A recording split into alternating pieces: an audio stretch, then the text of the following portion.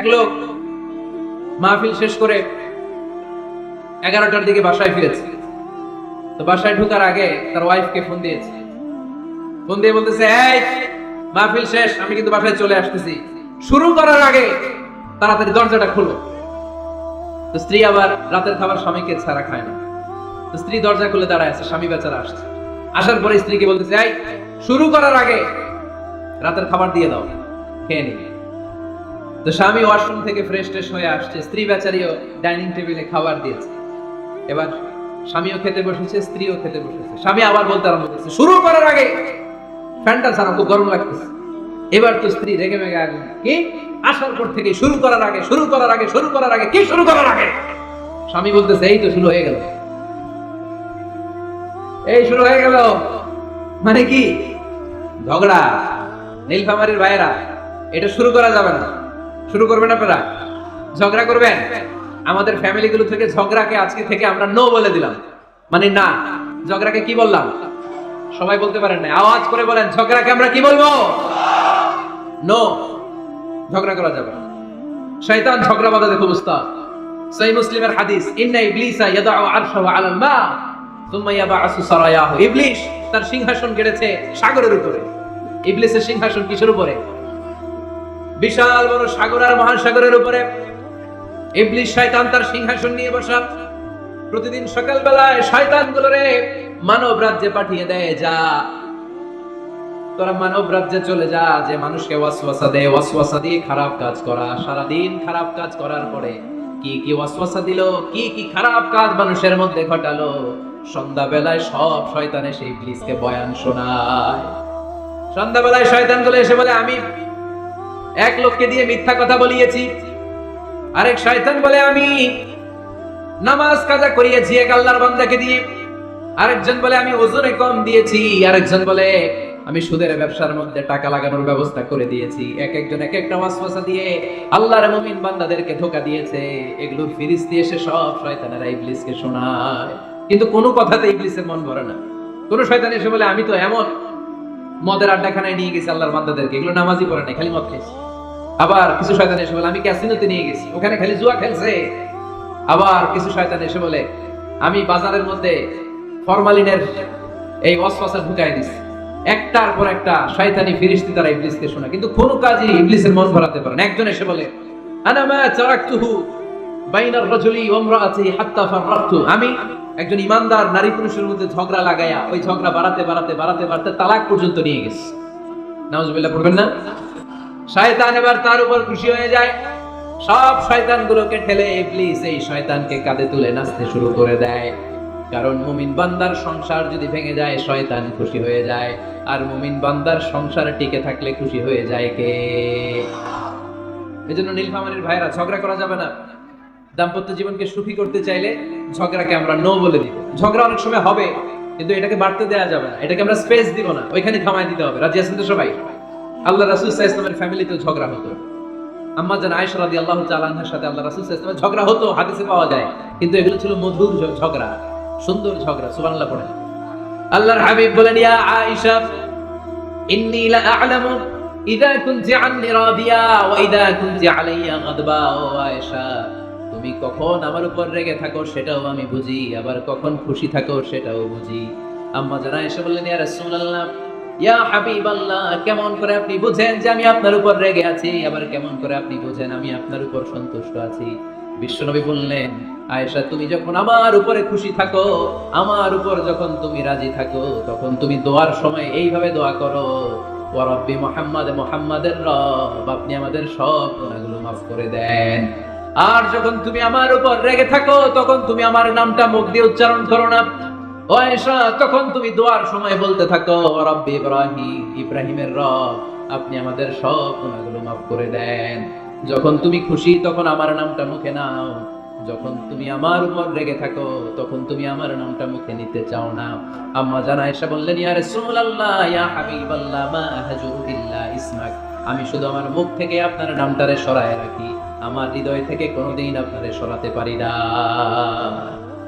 মা আহজুরু ইল্লা ইসমাক, নবী হে, আমি তো শুধু মুখ থেকে আপনার নামটারে বাদ দেই, আমার হৃদয় থেকে তো আপনারে বাদ দিতে পারি না।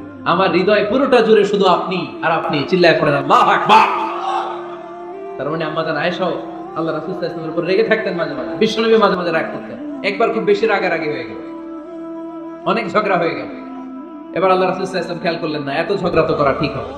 তখন আল্লাহর হাবিব সাল্লাল্লাহু আলাইহি ওয়াসাল্লাম বললেন, আয়েশা চলো মিটমাট করি। কি করি? হ্যাঁ, মিউচুয়াল করি না, মিটমাট। এই যে ঝগড়া লাগলে আবার যে মিলায় দেয়, এটা কি বলেন আপনারা নীলফামারীতে? মিটমাট। আল্লাহর হাবিব সাল্লাল্লাহু আলাইহি ওয়াসাল্লাম বললেন, আয়েশা চলো আমরা মিটমাট করি, আমরা ঝগড়া না করি। আম্মা জান আয়েশা বললেন, ঠিক আছে চলেন মিটমাট করি। বিষ্ণু বললেন, ঠিক আছে একজনকে নিয়ে আসি যে দুজনের মাঝে মিটমাট করাই দিবে। কারে নিয়ে আসবি? ওমরে ফারুককে নিয়ে আসি। আম্মা জান আয়েশা বলেন, না ওমরও গালিব, ওমরের মেজাজ গরম, আমার ভয় লাগে। সুবহানাল্লাহ পড়বেন না? বিষ্ণু বললেন, তাহলে তোমার আব্বারে নিয়ে আসি। কই নিয়ে আসেন, আব্বারে খুব ভালো লাগে। বিষ্ণু বললেন, ঠিক আছে তোমার কথাই রইলো, ওমরকে ডাকবো না, তোমার আব্বা আবু বকরকে নিয়ে আসবো। বিশ্বনবী মিটমাট করার জন্য সাইয়েদনা আবু বকর রাদিয়াল্লাহু তাআলা আনহুকে ডেকে নিয়ে আসলেন। সাইয়েদনা আবু বকর রাদিয়াল্লাহু তাআলা আনহু ঘরে ঢুকলেন। বিশ্বনবী বললেন, আয়েশা আমার আর তোমার মাঝে কি নিয়ে ঝগড়া হয়েছে, কথাটা কি তুমি বলবা নাকি আমি বলবো? আম্মা জান আয়েশা বলেন, আপনিই বলেন, তুমি মিথ্যা বলেন না, যা ঘটছে ওইটাই বলেন। ওয়ালা তাকুলিল্লাহ হাক্কান, যেটা সত্য ওইটাই বলবেন, অন্য কিছু বলবেন না। আবু বকর রাদিয়াল্লাহু তাআলা আনহু তো শুনে রেগে মেগে আগুন। কি এত বড় সাহস, বিশ্বনবীর সামনে দাঁড়িয়ে তুমি এভাবে কথা বলো? এই আদব শিক্ষা দিয়েছি তোমাকে আমি। রেগে গেলেন। বিশ্বনবী কি সত্য ছাড়া মিথ্যা কিছু বলবেন? রেগে মেগে চিৎকার করে মেয়ের গালের মধ্যে দিলেন এক চপেটাঘাত। এক থাপ্পড় খেয়ে আম্মা জান আয়েশা উল্টায় পড়লেন। আবার মারার জন্য সাইয়েদনা আবু বকর রাগে গড়গড় করছিলেন, মেয়েরে আবার মারার জন্য উদ্যত হলেন।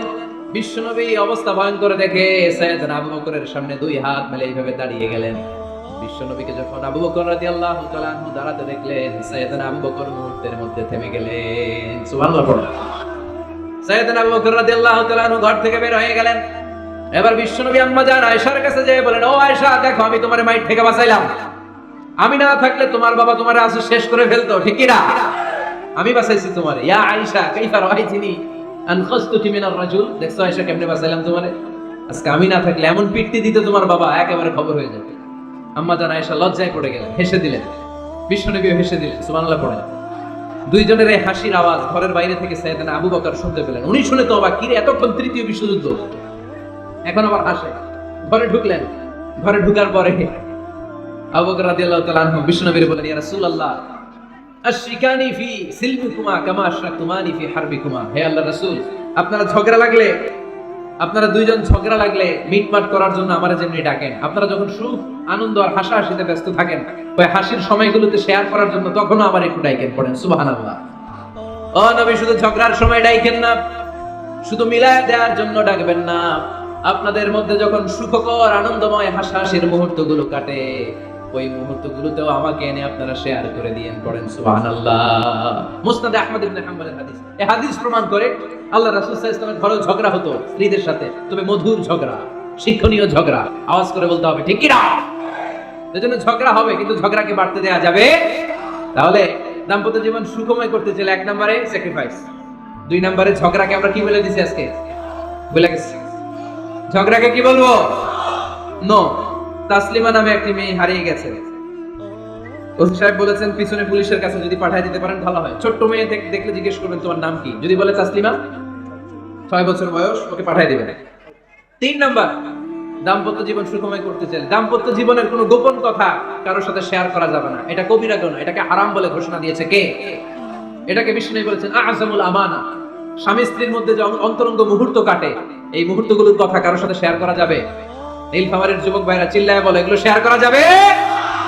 বিষ্ণু বললেন, খবরদার, এটা আযমুল আমানা। স্বামীর সবকিছু স্ত্রীর কাছে আমানা, স্ত্রীর সবকিছু স্বামীর কাছে আমানা।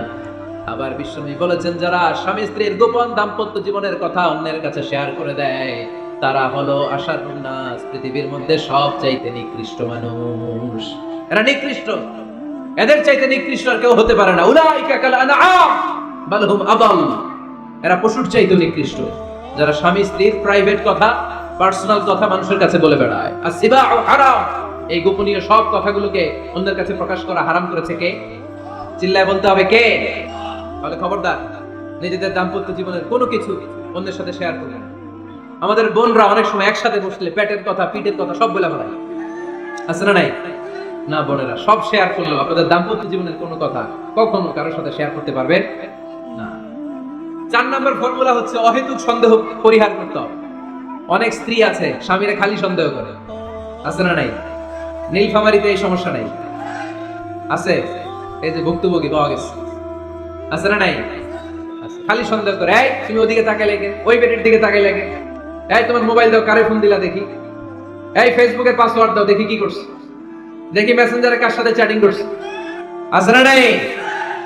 এই যে অহেতুক সন্দেহ আপনার ফ্যামিলিটারে জাহান্নামের টুকরা বানায় দিবে। আবার অনেক স্বামী আছে স্ত্রীকে খালি সন্দেহ করে, এদিকে তাকালে সন্দেহ করে, ওদিকে তাকালে সন্দেহ করে, বাসায় থাকলেও সন্দেহ, বাইরে গেলেও সন্দেহ, এরকম আছে না নাই? অহেতুক সন্দেহ এটা পরিহার করবেন। এই সন্দেহ খুব খারাপ জিনিস। আমি ব্যক্তিগতভাবে অনেক কেস এরকম হ্যান্ডেল করেছি। এসে বলে হুজুর খালি সন্দেহ করে, এটা একটা রোগ, এটা কি আপনার ফ্যামিলিটারে শেষ করে দেবে। এজন্য অহেতুক সন্দেহ পরিহার করবেন। হ্যাঁ, সত্যি যদি পরকীয়ার কোনো ঘটনা ঘটে থাকে ওটা নিয়ে বসেন, ফেস টু ফেস কথা বলেন, ফ্যামিলি মিটিং করেন, সরাসরি সেটেল করার চেষ্টা করেন। কিন্তু অহেতুক সন্দেহ একটা রোগ। এই রোগ থেকে আল্লাহ তুমি দাম্পত্য জীবনকে বাঁচাও, আমরা আওয়াজ করে পড়বো আমিন। 5 নাম্বার, স্বামী স্ত্রী একে অপরকে আল্লাহর বিধান স্মরণ করায় দিবে। স্বামী যদি ফজরের সময় ঘুমায় থাকে, স্ত্রীর ডেকে দেওয়ার দরকার আছে না নাই? আবার স্ত্রী যদি ঘুমায় থাকে, স্বামীর ডেকে দেওয়ার দরকার আছে না নাই? কোন স্বামী যাবে জান্নাতে, তার স্ত্রী যাবে জাহান্নামে, আবার স্ত্রী হবে জান্নাতি, স্বামী যাবে জাহান্নামে। এরকম আমরা চাই নাকি? আমরা যখন জান্নাতে যাব, আমার স্ত্রীর হাত ধরে একসাথে জান্নাতে ঢুকতে চাই, ঠিক কি না? আবার আমার স্ত্রী যখন জান্নাতে যাবে, সে একা ঢুকতে পছন্দ করবে? এজন্য আমরা দুনিয়াতে যেমনি এক ছাদের নিচে, এক জায়গায়, এক বাড়িতে, জান্নাতেও আমরা এক বাড়িতে থাকতে চাই। আওয়াজ করে বলতে হবে ঠিক কি না? এজন্য গবেষকরা বলেছে স্বামী স্ত্রীর ভালোবাসাটাকে তারা বলে লাভ পিরামিড। কি পিরামিড? লাভ পিরামিড। এই ত্রিভুজ আকৃতি। কি রে ভাই? আচ্ছা, লাভ পিরামিড, ত্রিভুজ আকৃতি, ট্রায়াঙ্গেল। আপনারা ত্রিভুজ চিনেন? কথা কয় না। ত্রিভুজের কয় কোণা? কয় কোণা? 3 কোণা। এই যে এরকম, তাই না? এজন্য স্বামী স্ত্রীর ভালোবাসাটাকে বলে লাভ পিরামিড। উপরে এরকম সমুদ্রের মতো না, উপরে থাকে আল্লাহ, আর ডানে স্বামী, বায়ে স্ত্রী, এই 2 কোণায় স্বামী স্ত্রী, আর উপরের কোণায় আল্লাহ। স্বামী স্ত্রী যদি আল্লাহর আনুগত্যের দিকে যেতে চায়, যতই তারা the couple come to Allah, they come closer to each other। তারা যদি আল্লাহর কাছাকাছি যায়, তারা নিজেরাও কাছাকাছি হয়, ঠিক কি না? তারা আল্লাহর কাছে যেতে যেতে যেতে যেতে আল্লাহর ইবাদতে যদি একেবারে আল্লাহর কাছে চলে যায়, তারা নিজেরাও কাছাকাছি চলে যায়, ঠিক কি না? আর তারা আল্লাহর আনুগত্য থেকে যত দূরে সরে, যত দূরে সরে, তারা নিজেরাও নিজেদের থেকে তত দূরে সরে পড়ে। চিল্লায় বলেন ঠিক কি না? লাভ পিরামিড এটা। এজন্য the closer the couple comes to Allah, the closer the couple comes to each other। কাপল স্বামী স্ত্রী আল্লাহর ভালোবাসা নিজের মধ্যে যত গাঢ় করবে, আল্লাহর আনুগত্য যত বেশি করবে, আল্লাহর ইবাদত যত করবে, নিজেরাও তত কাছাকাছি আসবে। আর আল্লাহর যত ভুলবে, নিজেদের মধ্যে বড় বড় ফারাক করে দিবে কে? তাহলে এই 5টা বিষয় স্বামী স্ত্রীর উভয়ের উপর বর্তায়। এগুলো মেনে চললে দাম্পত্য জীবনকে সুখময় করে দিবে কে? আল্লাহ। এবার আমরা শুনবো আমাদের বোনদেরকে। যে ডান দিকে আমি শুনলাম আমাদের বোনদের বিশাল প্যান্ডেল, আছে না নাই? আচ্ছা, আজকে বোনদের দিয়ে শুরু করি। স্ত্রীদেরকে আল্লাহ কি দায়িত্ব দিয়েছে একটা ফ্যামিলিকে সুন্দর করতে, একটা দাম্পত্য জীবনকে সুন্দর করতে। স্ত্রীর 1 নম্বর দায়িত্ব হচ্ছে she should make a comfort to her husband। স্ত্রীর উচিত স্বামীর জন্য ঘরটাকে প্রশান্তির নীড় বানিয়ে রাখা। কি বানিয়ে রাখা? প্রশান্তির নীড়। স্ত্রী হওয়া উচিত এমন যাকে দেখলে স্বামীর চোখ জুড়ায়, স্বামীর প্রাণ জুড়িয়ে যায়, স্বামীর হৃদয়টা ঠান্ডা হয়ে যায়, ঠিক না? আর স্ত্রীর দিকে তাকালে যদি মেজাজ গরম হয়ে যায়, মেজাজ খিটখিটে হয়ে যায়, ঝামেলা আছে না নাই? ঝামেলা আছে। এজন্য মেহেরবানি করে আমাদের বোনরা যারা, এমন কোন কাজ করবেন না যেটা স্বামীর মেজাজকে খিটখিটে করে দেয়। কারণ আল্লাহ তাআলা আপনাদেরকে তৈরি করেছে লিতাসকুনু ইলাইহা, স্বামী আপনার কাছে গেলেই যেন তার হৃদয়টা প্রশান্ত হয়ে যায়, ঠিক কি না? অনেক স্ত্রী আছে না জেনে না বুঝে স্বামীর সাথে এমন খিটখিটে মেজাজ দেখায় যেটা স্বামীর জন্য মেনে নেওয়া কষ্টকর, কারণে হার্ট অ্যাটাক করে মারা যায়, আছে না নাই? এই তো ভুক্তভোগী পাওয়া গেছে। স্বামীর জন্য একটা ত্রাস হয়ে দাঁড়ায় স্ত্রী, ত্রাস। অনেক স্বামী আছে স্ত্রীর এরকম আচরণের কারণে, অতিরিক্ত প্রেসার ক্রিয়েট করার কারণে স্ত্রীদেরকে ভয় পায়। অবশ্য নীলফামারীর কোন স্বামী তার স্ত্রীরে ভয় পায় না। ভয় পায়? স্ত্রীরে ভয় পান কে কে দেখি?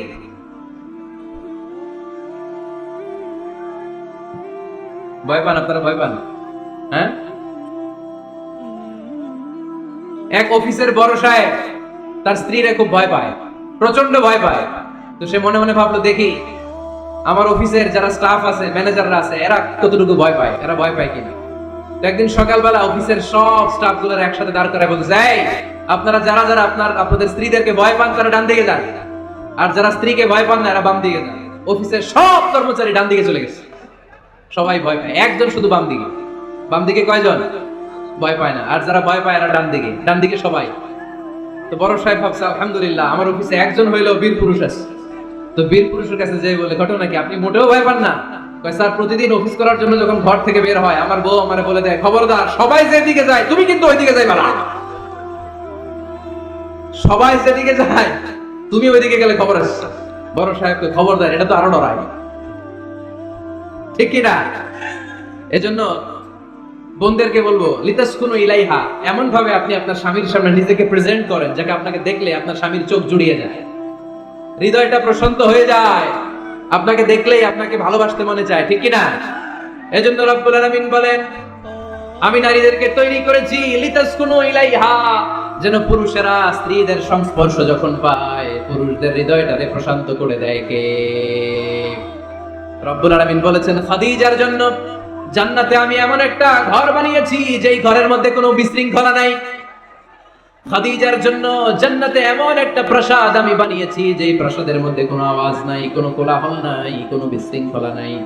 কারণ খাদিজা আমার নবীকে এমন একটা ঘর উপহার দিয়েছে যেই ঘরের মধ্যে কোনো বিশৃঙ্খলা ছিল না, আওয়াজও ছিল না। পড়েন সুবহানাল্লাহ।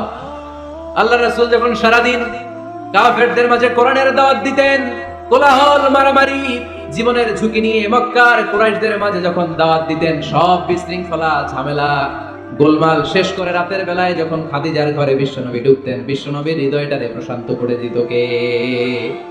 আম্মাজান খাদিজা বিশ্বনবী সাল্লাল্লাহু আলাইহি ওয়াসাল্লামের জন্য এমন ঘর উপহার দিয়েছেন যেই ঘরে বিশ্বনবী আসলে বিশ্বনবীর হৃদয়টা ঠান্ডা হয়ে যেত।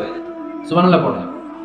অনেক স্ত্রী আছে স্বামী ঘরে ঢুকলেই ঘরে আটা নাই, রুটি নাই, চাল নাই, ডাল নাই, এটা লাগবে ওইটা লাগবে, ওখানে যেতে হবে, একটার পর একটা ফিরিস্তি বলে বেড়ায়, আছে না নাই? না, এটা করবেন না।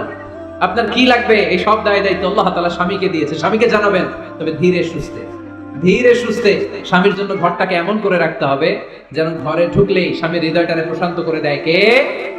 এজন্য স্ত্রীর প্রথম দায়িত্ব ঘরটারে প্রশান্তির নীড় বানানো। এখানে কি আবার কি, আবার কি এখানে মারামারি, দুই দল নাকি? আপনাদের মনোযোগ আছে না গেছে? কষ্ট হচ্ছে? হ্যাঁ, অনেক রাত হয়ে গেছে তো, প্রায় 10:30। হ্যাঁ, তাকবীর পড়েন, লিল্লাহে তাকবীর। তো কিছু লোক ওঠা বসা শুরু করলেন কেন? হ্যাঁ, 1 নাম্বার, 2 নাম্বার, 3 নাম্বার নাই তো আবার? হ্যাঁ, 1 নাম্বার নাকি পেশাব করা, 2 নাম্বার নাকি টয়লেটে যাওয়া, 3 নাম্বার নাকি এইটা? বিড়ি খান আপনারা? বিড়ি আর সিগারেটের সাথে মুসলমানের সম্পর্ক আছে না। কোন মুসলমান সিগারেট খেতে পারে, বিড়ি টানতে পারে? কারণ এটা এমন একটা খাবার যে খাবার টয়লেটে ঢুকেও খাওয়া যায়। সিগারেট ছাড়া কোনো খাবার টয়লেটের ভিতরে খাওয়া যায়? কথা বলেন, খাওয়া যায়?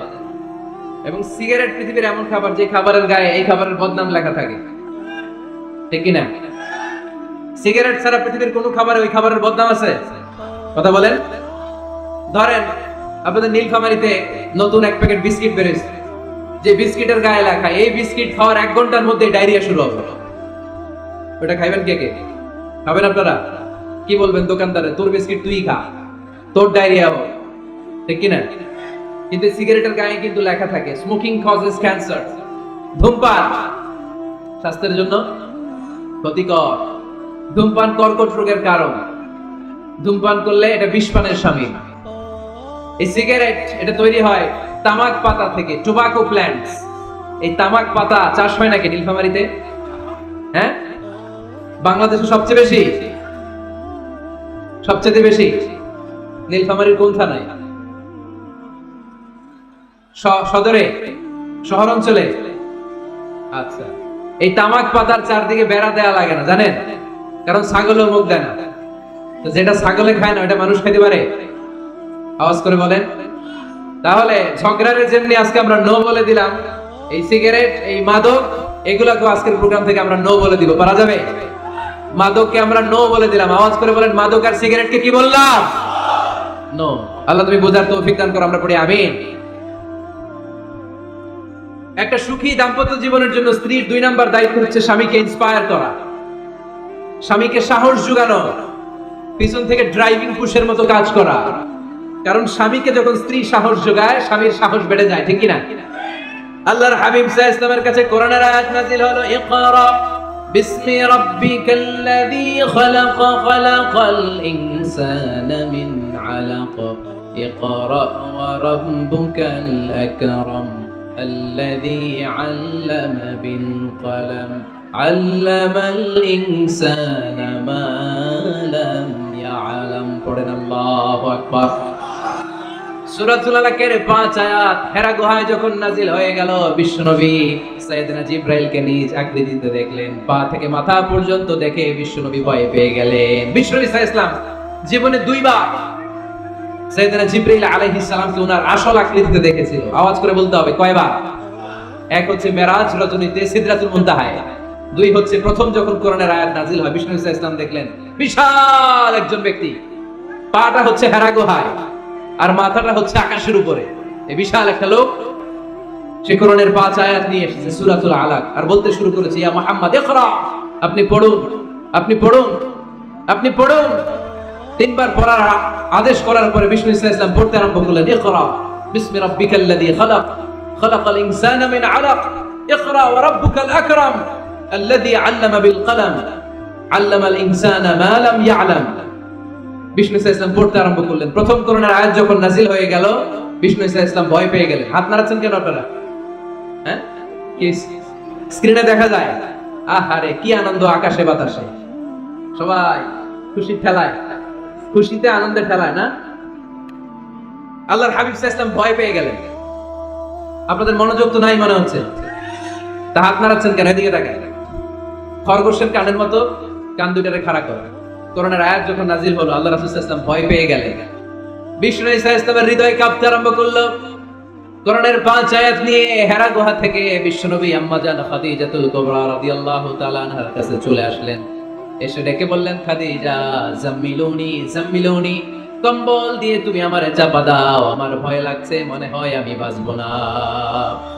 আম্মা জান খাদিজা বললেন, কি হয়েছে আপনার? বিশ্বনবী বললেন, বিশাল বড় একটা লোক কোরআনের 5 আয়াত নিয়ে এসেছে। ওই লোকের পা হেরা গুহার মধ্যে, মাথাটা আকাশের উপরে, এত বিশাল সত্তা, বিশাল কোন মানুষ জীবনে আমি দেখি নাই। এসে সে পরিচয় দিয়েছে সে নাকি জিবরাইল ফেরেশতা। বিশ্বনবী বললেন, মনে হয় আমি বাঁচবো না, আমার জ্বর চলে এসেছে, আমার হৃদয়ের মধ্যে কাঁপুনি শুরু হয়েছে, তুমি আমারে কম্বল দিয়ে চাপা দাও।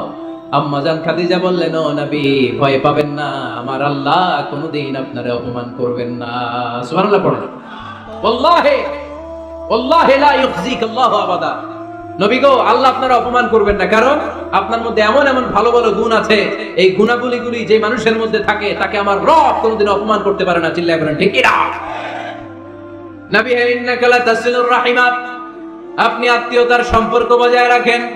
ও নবী, তাসদুকুল হাদিসা, সব সময় আপনি সত্য কথা বলেন। ওয়া তাহমিলুল কাল্লা, আপনি মানুষের বোঝা টেনে দেন।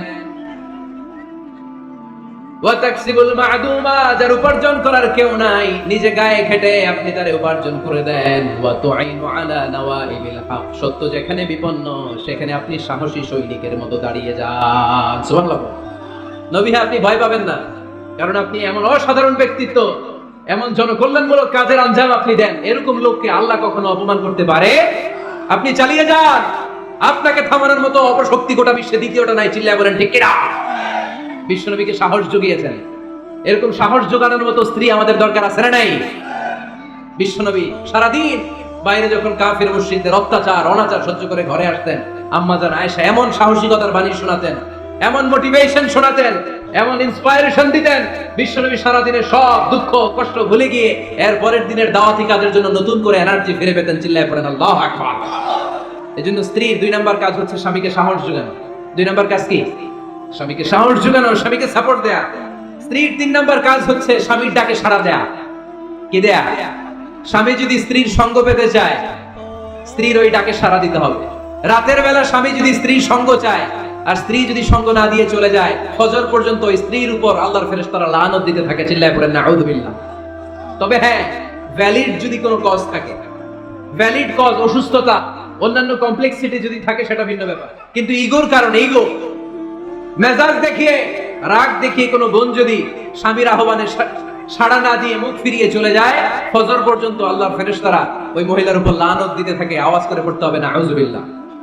আবার বিশ্বনবী বলেছেন, খবরদার, রমজান ছাড়া কোন নফল রোজা কোন স্ত্রী যদি রাখতে চায়, নফল রোজা রাখার আগে স্বামীর কাছ থেকে যেন সে অনুমতি নিয়ে নেয়। নফল রোজা, আওয়াজ করে বলেন কি রোজা?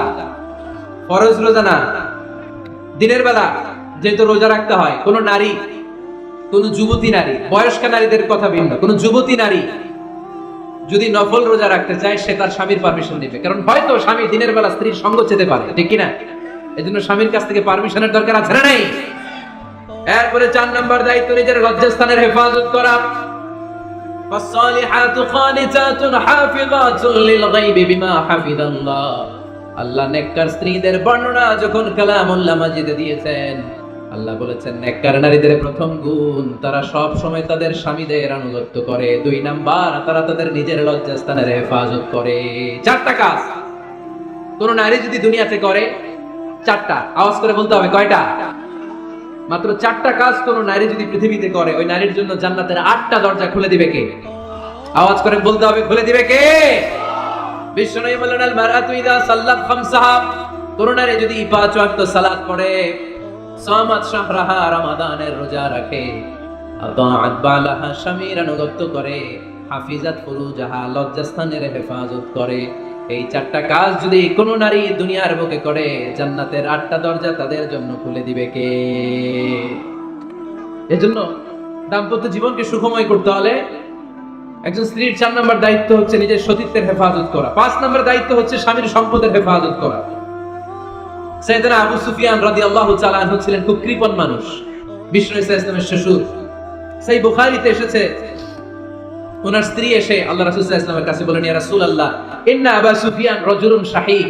আল্লাহর রাসূল, আবু সুফিয়ান খুব কৃপণ মানুষ, আমার আর আমার সন্তানদের খরচের জন্য যে টাকা পয়সা লাগে আমার স্বামী দেন।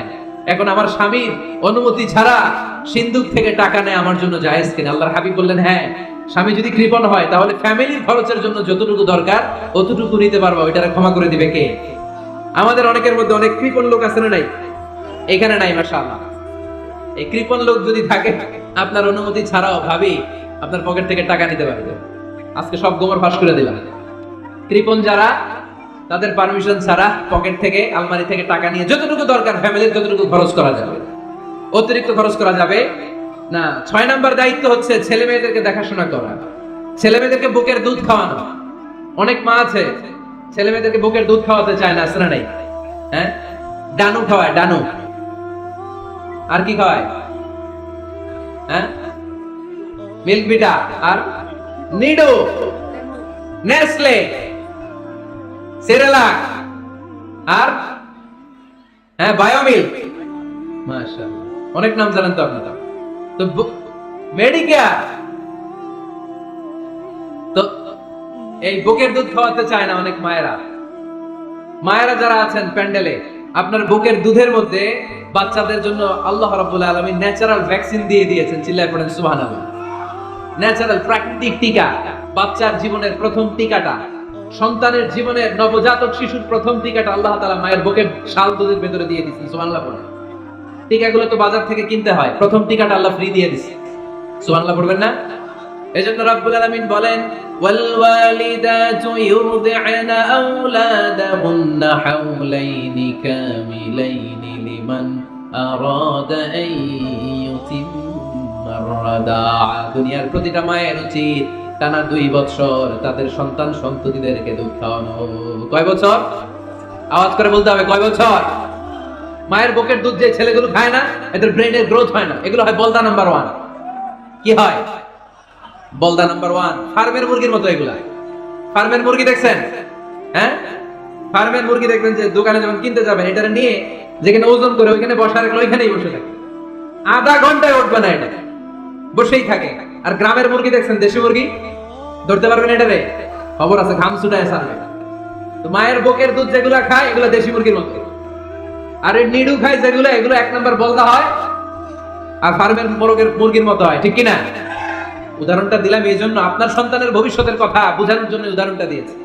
বুকের দুধ খাওয়াবেন, এর মধ্যে আল্লাহ তাআলা এমন নিউট্রিশন পুষ্টি গুণ দিয়ে মায়ের বুকের দুধকে আল্লাহ তাআলা সমৃদ্ধ করেছে, বাচ্চার ব্রেইনের গ্রোথ হয়, বাচ্চার হাড্ডিগুলো খুব শক্ত হয়, সে ইনফিরিয়রিটি কমপ্লেক্সে ভোগে না, হীনমন্যতায় ভোগে না, জীবনের যেখানেই যাবে সেখানেই সে হবে সফল। চিল্লায় বলেন ঠিক কিনা? অনেক মা আছে বুকের দুধ খাওয়াতে চায় না, ডানু খাওয়ায়, নিডু খাওয়ায়, আবার নিজেদের কাজের জন্য ব্যস্ত, ছেলে মেয়েদেরকে সময় দেয় না। আছে না নাই? নারীরা চাকরি করতে পারবে, হেজাব করে নিজেকে পর্দার মধ্যে রেখে শিক্ষকতা করতে পারবে, ডাক্তারি করতে পারবে, সব পেশায় তারা যেতে পারবে, নিজেদেরকে পর্দার মধ্যে রেখে হেজাব করে সব জায়গায় যেতে পারবে। কিন্তু সন্তানদেরকে দেখাশোনার দরকার আছে না নাই? অনেক মায়েরা নিজেরা থাকে চাকরিতে আর ছেলে মেয়েদেরকে দিয়ে রাখে কাজের মেয়ের কাছে। আছে না নাই? মনে রাখবেন, আপনি যদি অফিসে চাকরিতে ব্যস্ত থাকেন আর ছেলে মেয়ে যদি কাজের মেয়ের কাছে মানুষ হয়, তাহলে ছেলে মেয়ে আপনার আচরণ পাবে না, সে কাজের মেয়ের বুয়ার আচরণ পেয়ে পেয়ে বড় হবে। চিল্লায় বলেন ঠিক কিনা? এক একটা নারীকে আল্লাহ তাআলা এক একটা ফ্যামিলির ম্যানেজিং ডাইরেক্টর বানিয়ে দিয়েছে। A woman is an MD of a family. একজন নারী একটা ফ্যামিলির ম্যানেজিং ডাইরেক্টর। এখানে অনেক কাজ আছে মিয়া। এখানে তার ফুড ম্যানেজমেন্ট এনশিওর করতে হয়, এখানে অনেক ডিপ্লোমেসি জানা লাগে। একজন নারীকে ফ্যামিলিতে টিকে থাকতে হলে কূটনীতি লাগে, শাশুড়ির সাথে বউয়ের ঝগড়া আসলে নাই, ম্যানেজ করতে হয়। একান্নবর্তী ফ্যামিলি হলে স্বামীর ভাই বোন এদের মন মানিয়ে চলতে হয়, পুরো ঘরটাকে হ্যান্ডেল করতে হয়। এখানে আছে ফুড ম্যানেজমেন্ট, এখানে আছে ক্লিনিং ম্যানেজমেন্ট, এখানে আছে ডিপ্লোমেসি। পুরো ঘরের মধ্যে তো বিশাল একটা অফিস। এই কাজ ফেলে দিয়ে মহিলারা বাইরে ঘুরে বেড়ায় না, ফ্যামিলি সামলান। আপনি যদি ঘরমুখ হন তাহলে আপনার ফ্যামিলির মধ্যে বরকত দিয়ে এটাকে সমৃদ্ধ করে দিবে কে? তাহলে সুখী দাম্পত্য জীবনের 6 নম্বর ফর্মুলা হচ্ছে ছেলে মেয়েদেরকে সময় দেওয়া। ছেলে মেয়েদেরকে সময় দেন। Spending money, spending time is more important than spending money for children. ছেলে মেয়েদের জন্য টাকা ব্যয় করার চেয়ে ছেলে মেয়েদের সাথে সময় ব্যয় করা বেশি গুরুত্বপূর্ণ, ঠিক কিনা? এমন অনেক ফ্যামিলি আছে আমি দেখেছি যে বাবাও চাকরিজীবী, মাও চাকরিজীবী। আছে না নাই? হয় ডে কেয়ারে না কাজের বুয়ার কাছে মানুষ হয়ে গেছে। বাবা মারা যখন সকালে অফিসের জন্য বের হয় তখনও ছেলে মেয়ে ঘুমায়, আবার রাতে যখন মিটিং সিটিং সব শেষ করে ঘরে আসে তখনও ছেলে মেয়েগুলো ঘুমায়। শুক্রবার ছাড়া বাবা মার ছেলে মেয়েদের দেখা নাই। এরকম ফ্যামিলি আছে না নাই?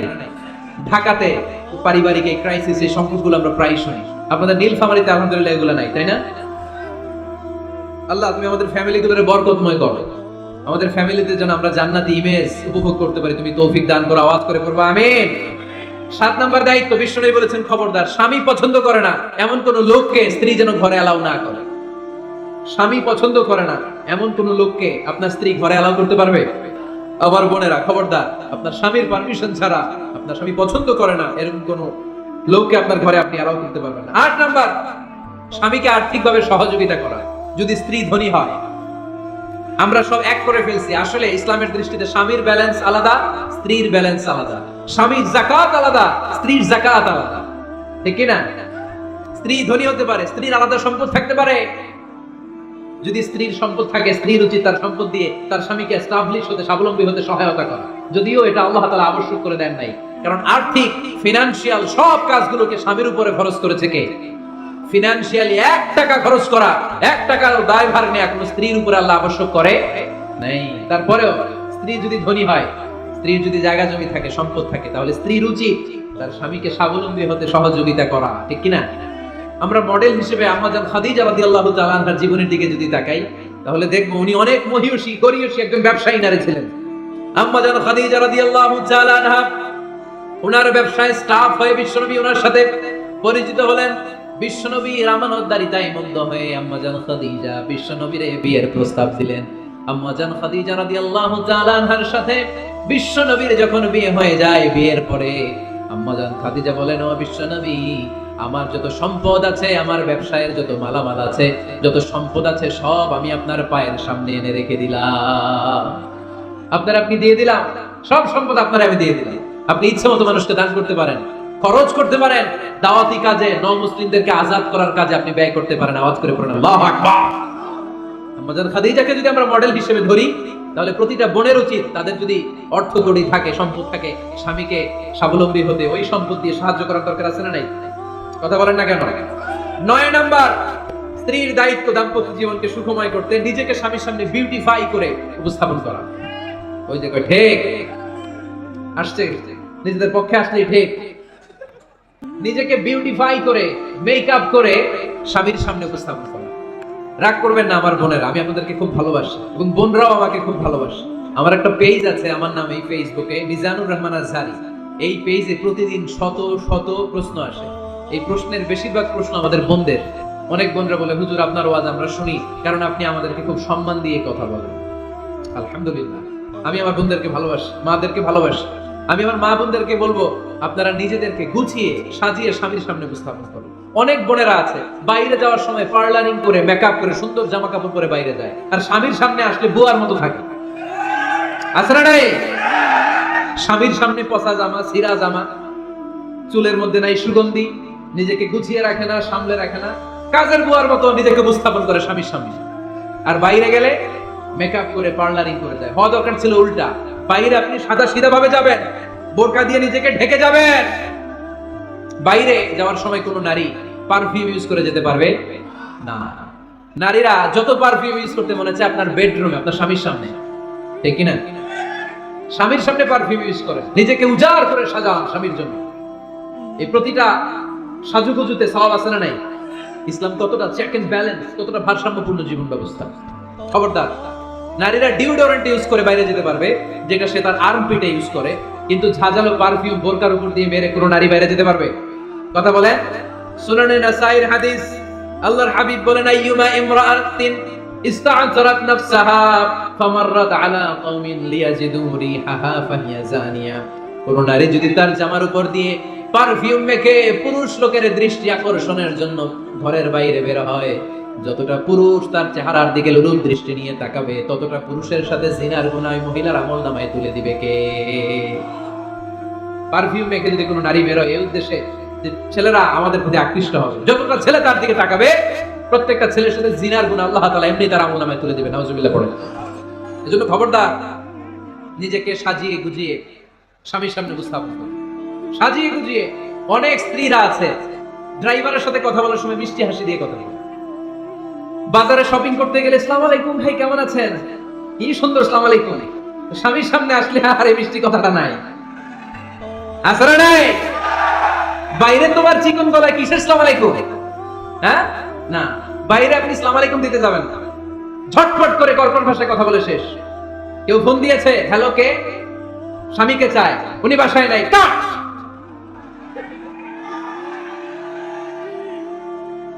কারে চান? আপনার হাজবেন্ডের, নাই, কাট, শেষ করে দিবেন। মিষ্টি মিষ্টি আসসালামু আলাইকুম আসসালামু আলাইকুম বলা যাবে নাকি? খবরদার, খবরদার।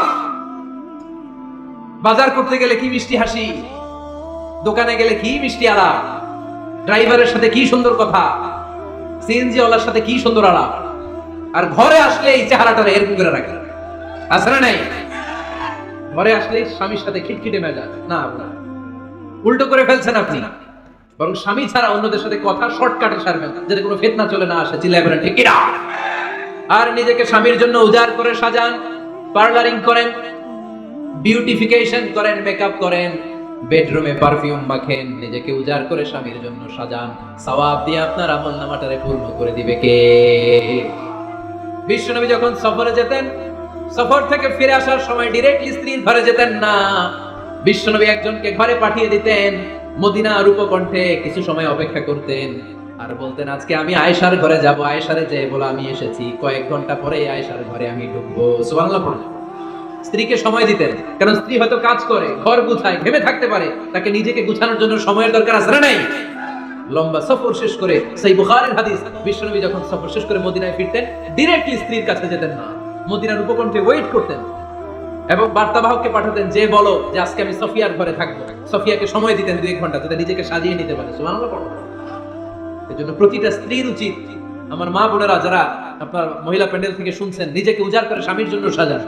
আপনার সাজুগুজু, টাকা দামের জামদানি শাড়ি কিনছে, আমারও একটা দিবা। আছে না নাই? এই আবদারটা হইলো, আবদারটা হইছে।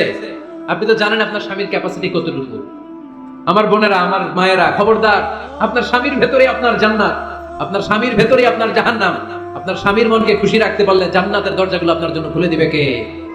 ক্যাপাসিটির বাইরে কিছু চাবেন। এই 10টা স্ত্রীদের দায়িত্ব।